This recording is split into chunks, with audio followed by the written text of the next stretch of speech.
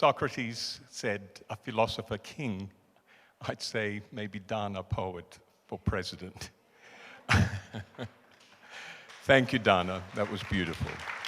And you've given us a lot of inspiration to move into our next segment with a lot of pride, the inaugural Kofi Annan NextGen Democracy Prize. It's a dream come true. I wish Kofi Annan was here to see it. He's seeing it from above. And he's represented by Corinne Momal-Vanian, the president of, or executive director, president, now your president, of the Kofi Annan Foundation. Corinne.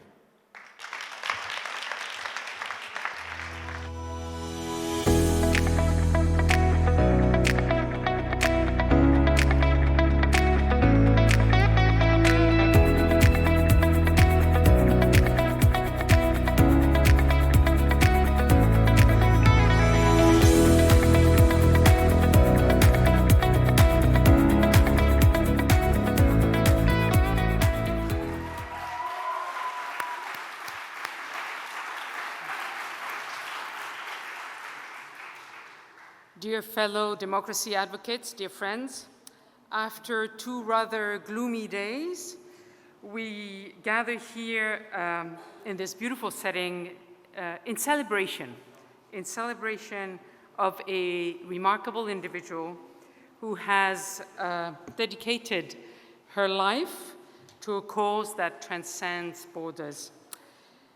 In a world often overshadowed by cynicism and apathy, at a time when we are told that people are turning their back on democracy, we've heard a lot of this, or do not care, individuals like Namatai, Kwekweza remind us that young people do care very much, and that we should dare to hope. She shows her work is clear testimony that the news of the impending death of democracy is widely exaggerated. The road that Namatai has traveled has not been easy. She has faced adversity, even persecution, and countless obstacles along the way. Yet she has refused to be cowed and to be silenced by fear or state intimidation. The path of the activist is not for the faint of heart. It demands courage, a fierce commitment to justice, an unshakable belief that in the transformative power of democracy. It requires the strength to stand up against injustice, the wisdom to seek common ground, and this we probably are not doing enough, and the vision to see a world where every voice is heard. Namatai embodies all these ideas, not only in her words, but in her actions. She has mobilized youth across Zimbabwe. She has sparked conversations about the injustices in her country, and she has challenged an oppressive system. The world today, with its complexity and all the complexities and the challenges we've discussed over the past few days, yearns for such leaders who possess the courage to confront injustice when they see it. The prize is awarded to Namatai because she exemplifies this leadership. Democracy thrives when individuals, no matter how young or old, and Namatai already told us, she's very young, she's 24, rise up to protect it. And it is not a sprint, but a marathon. An apt metaphor for our location. It requires resilience, courage, and patience, a lot of patience.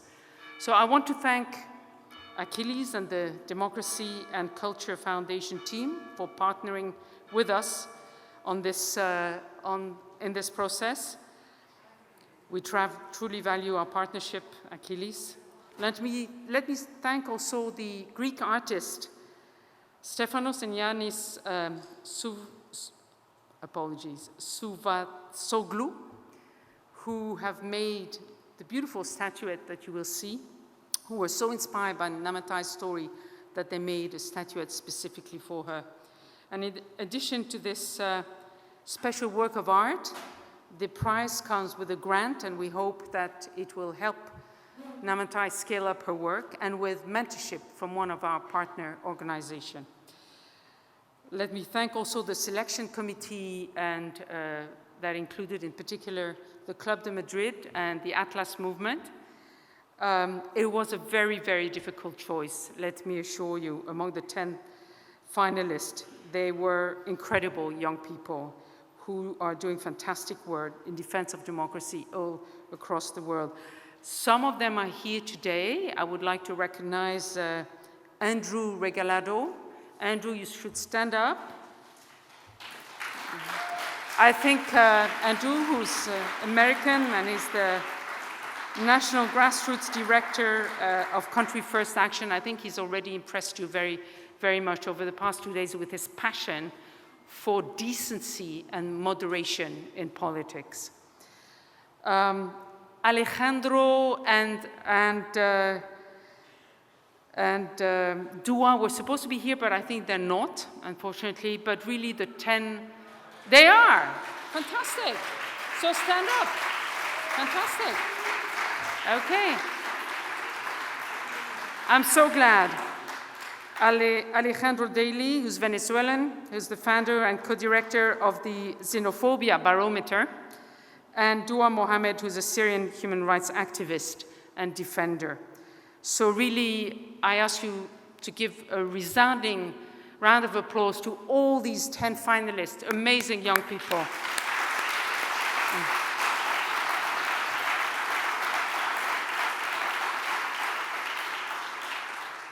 But the biggest round of applause will come for Namatai Kwekweza, Executive Director of WELEAD Trust, for her remarkable accomplishments and dedication to the defense of democracy. Kofi Annan once said, and I quote, "We must cherish, reform, and defend democracy, or else it may be lost for future generations," end of quote. Namatai, may your courage inspire other young people to stand up for what is right and to hold the generation of entitled leaders, as you called them this morning, to account for what they're doing to future generations. May your example really inspire us all to keep defending democracy for the future generations, as Mr. Annan would have wanted us to. I now welcome Namatai Kwekweza onto the stage to receive her award. Congratulations, Namatai. Where are you?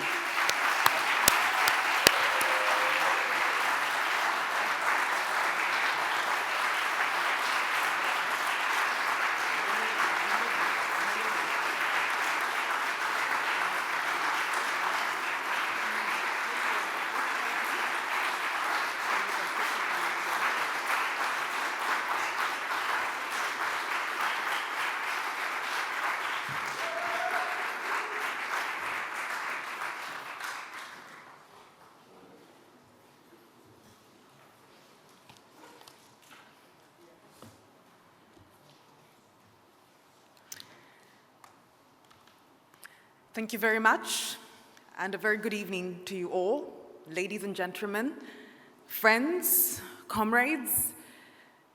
Tonight, I wanted to just start by saying that I had a very amazing experience the first night I came here, after a very dramatic experience on my journey, lost luggage, crazy visa experience. I met the man who designed this particular award, and I had a very interesting conversation with him. And he said to me that this particular award, when I was designing it and sculpting it, for me, I had within myself a reflection of all the amazing people that are doing similar work as you are. I had the envisionment of the values that you embody, that are embodied by thousands, if not millions of people across the world, who might never get the privilege to be where you are. And when he said that to me, it spoke to me that I promised him it would definitely be a part of my speech. So I will start by saying that tonight I am dedicating this award to the activists who might never be recognized but are doing equally impactful work.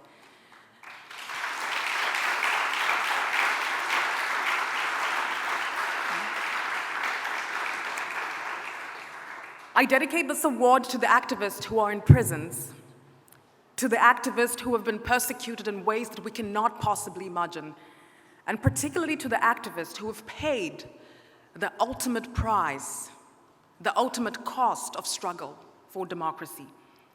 Some activists have lost their lives, lost families, lost marriages, lost children, and we must always be cognizant of the true cost of the struggle of democracy.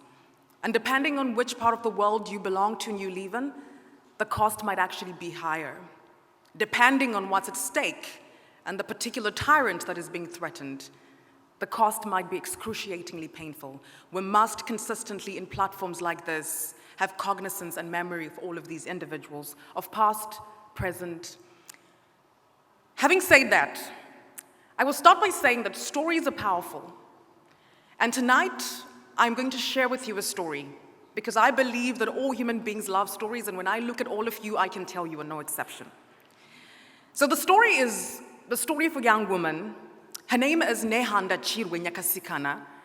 She, in 1897, was leading an amazing protest and revolution against colonial encroachment in my country. And the colonizers, the BSAC, the British South African Company, responded violently by hanging her, decapitating her, and taking her remains to England as part of what they called a trophy of conquest. Now, to date, those remains have not been returned to her homeland. But every time I move in the streets of Harare, they have put up a statue, a monument of her to celebrate her memory. And particularly, she is remembered in our history for having said these words: "My bones will rise again." And those words became the rallying core of struggle, and particularly the struggle for our liberation and our independence. Her radical insistence to state that what she had started in her timeline would eventually be carried forward by future generations who would deliver on the promise of freedom, on the promise of dignity, but fundamentally on the promise of equality. Nehanda was murdered, persecuted, hanged, decapitated, humiliated. But her belief and her radical insistence and her humanity is what has inspired me in my activism journey. And tonight I dedicate this speech to her, but to so many more other people, and particularly to women who, at the expression of courage, when they show up for leadership, are treated in ways like this. As I reflect on all of these stories of the past, stories that uniquely make me who I am, I reflect on my own personal present journey as an activist. Having decided to stand against the amendments of the Constitution, which were subsequently making the executive more powerful and undermining the judiciary, undermining the parliament, I found myself in a very precarious position where I was arrested. And I found myself locked up in a very filthy prison, in a very filthy cell. And I remember very clearly how cold it was and how terrified I was. But what had started as a simple effort to try and deliver a petition to our Minister of Justice ended up in a very, very unusual response for me, in which I was detained, my passport was confiscated, and I had to consistently be attending court for over 2 years. Now, for me today, all the charges were eventually dropped after the state failed to prove a case. But I do know thousands of individuals in my country and across the world who are being detained and who are being persecuted in what we call lawfare, where the law is weaponized against its own citizens. In my country, we have a man, Job Sekala, Jacob Ngarivume. All of these individuals have been detained, and particularly Job Sekala, for more than a year, for standing up for what he believes in, for his political participation and speaking truth to power. And all of these stories, we find them in so many different places across the world. Now, what has been so difficult in my activism journey is the reflection on consciousness, and particularly reflecting on consciousness in the context of what is the responsibility of our individual governments to be, but also what is our collective responsibility as a world. True to say, our governments have been corrupt. They have abused human rights at a gross scale. We do know that corruption that has happened, particularly in the Ministry of Health, has denied people their fundamental right to health. Corruption that has happened in the Ministry of Education has denied thousands of children their right to quality education. We do know that clearly there has been systems of patronage and tyranny, but all of these things find a strong amalgamation in a very hostile global system that must not be ignored. A global system that has a financial architecture, political architecture, security architecture that militates against other civilizations, making it so difficult for certain people and certain races and certain nations to thrive and to make good and also deliver on the promise of democracy in their own countries. Having talked about this in this context, I will not go ahead and give clear examples. But what I will say is that reflecting on all of this is important because it helps us to not point fingers and blame, but to also try and locate ourselves in the context of what is our responsibility to bear, what has been our contribution to the crisis, and therefore how do we redeem our power to make sure that we contribute to being part of the solution. So I will end this particular conversation with these 11 honest serving words. These 11 honest serving words have a very great significance to me, and I will explain them briefly to indicate to you what they mean to me and how they have propped me up in my activism journey, even in times when it was difficult and hard. The first word is amandla, Zulu word which means power. And I'm particularly inspired by how during the apartheid, they would shout, amandla awetu, which means power to the people. That is a radical insistence that democracy exists where the people are. And it gives us the power to be able to speak freely and to be able to radically insist on our humanity, radically insist on the rights that we deserve, which are inalienable, but also radically insist on our power to hold those who have power and that we have elected to account. The next word is reimagination. We have clearly seen that the current global order is no longer serving us as we want it to be, as it ought to do. And therefore, we must begin to use our imagination to rethink, recreate a different kind of order, a different kind of global financial order, a different kind of global political order, a different kind of global security order, a different kind of global tech order, and a different kind of global order that encompasses all of these elements, that is hinged on inclusion and diversity. Inclusion of people who might not look like us, who might not sound like us, but to value the essence of their humanity and to embrace them as being part of those who will make decisions and those who help construct a future that we all want to live in. The third word is Ubuntu. And I like it when Nelson Mandela talked about it this way: I am because you are. Unfortunately, or fortunately, we are now living in a world of interdependence, where the problems that are happening in some other part of the world cannot be said to be their problem. They become our problem. If we run our companies in a manner that we exploit certain countries, we create a migration crisis because the conditions in those parts of the world are not livable, and they have to move into other people's countries. If we have industrialization that is hinged on burning fossil fuels, we create a climate crisis that makes conditions for other people in other parts of the world unlivable, and they begin to move into our countries. A clear indication of our interconnectedness, that the problems that are happening in some other corner of the world inadvertently become our problems. The fourth word is dignity. And I will not talk much about this because I have already mentioned the conversation around human dignity. Dignity cannot be ascertained in poverty. One of the most powerful things that J.K. Rowling, the author of Harry Potter, has ever said was that poverty is humiliating and it is romanticized only by fools. And I believe that those in countries, but also in the international system, that build systems and structures that manipulate the global order and manipulate the global financial architecture in a way that produces and manufactures poverty. All of those people that create human misery through their decisions and their systems, all of those individuals are denying us our dignity. And we must consistently challenge that, we must consistently speak against that, and we must consistently proffer solutions that give us an alternative. The next word is complexity. The world has become increasingly complex, and the activist of present must always remember that it is not a them against us, it's not black and white. We must recognize the complexity in the stories of those we call false. We must recognize the complexity in the stories of the other, the stories of people who do not look like us, and recognize that there is no one single story, and that there is a danger in telling a single story, and that is what Chimamanda Ngozi Adichie would say. The next word is memory. We must not forget the past. Historical injustices must be talked about openly. Where we must compensate, we must compensate. Where we must pay reparations, we must pay reparations. We cannot undermine the pain of others that they have experienced in the past, and we must be willing to have critical conversations that build trust and rebuild faith in the multilateral system, sincerely, truthfully, and honestly. The next word is courage. And I use this word particularly because it is essential for us to take action. And for me, it is strongly hinged to hope, because I believe that it takes courage for us to be able to hope.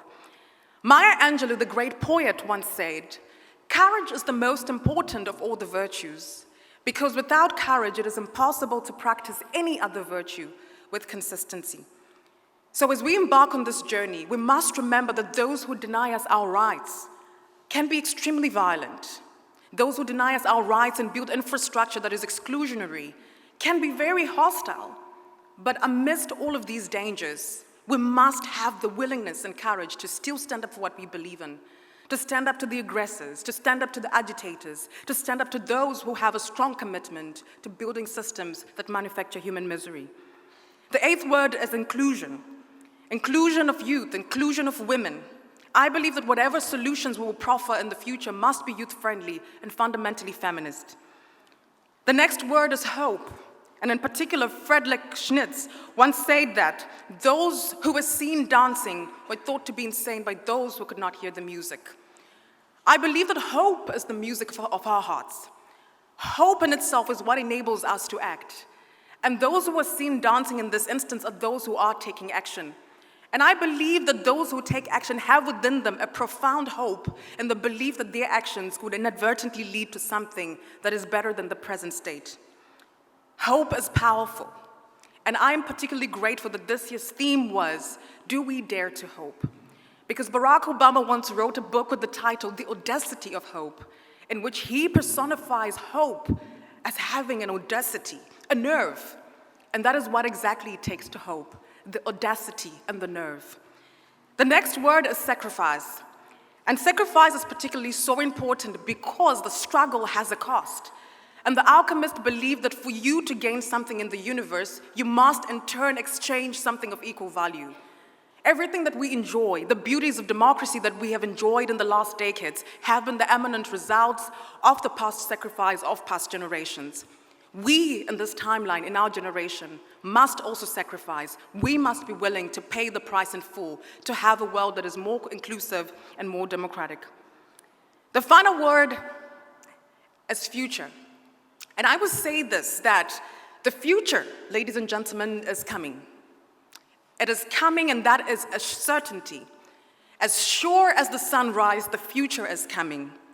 But what this future can be and will be should be the eminent result of our pragmatic action, our deliberate intentions.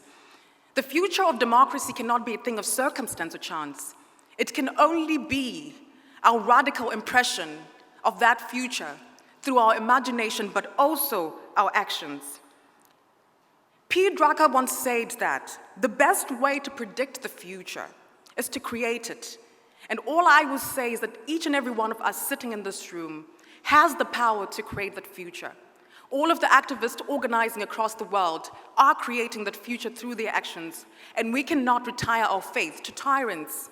We cannot retire our fate to individuals who are selfish. We cannot retire our fate to those who stand together organizing violence against the rest of the world. Is it possible for us to win? Of course it is. Muhammad Ali says that impossible is simply a big word that is thrown around by small men who find it easy to live in the space they have been given than to explore the power they have to change it. I believe you and I have the power to bring about the change that we require in the world. You and I have the power to radically insist on the beauty and the power of democracy. You and I are going to do it. You and I are going to win. Thank you.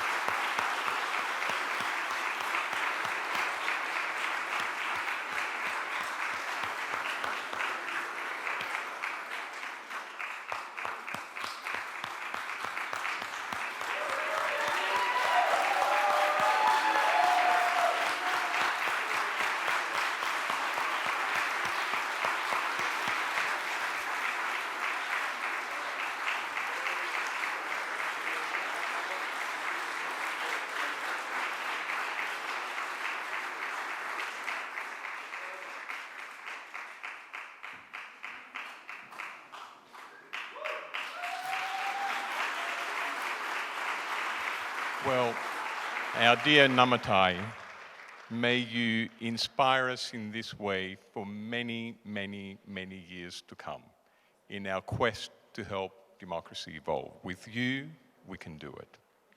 Thank you.